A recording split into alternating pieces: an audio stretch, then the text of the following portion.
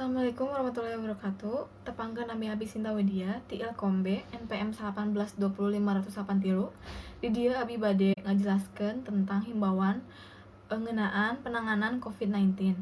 Bagi virus teu bahaya pisan, arurang salaku warga atau masyarakat kudu menaati aturan nu atos diumumkeun ku pemerintah. Kusabab virus ieu teh teu acan aya vaksina, jadi arurang teh kudu bisa ngajagaan diri sorangan dengan cara anu kahiji wasuh panangan nganggo sabun, nu kadua hindari kerumunan, nu katilu jaga jarak 1 meter, nu kaopat nganggo masker. Supaya keadaan balik di normal, jeung arurang bisa ngalakukeun aktivitas sapopoe tanpa aya rasa khawatir atau rasa kasihan nanaon. Sakitu wae ti abdi, hapunten bilih aya kasalahan. Assalamualaikum warahmatullahi wabarakatuh.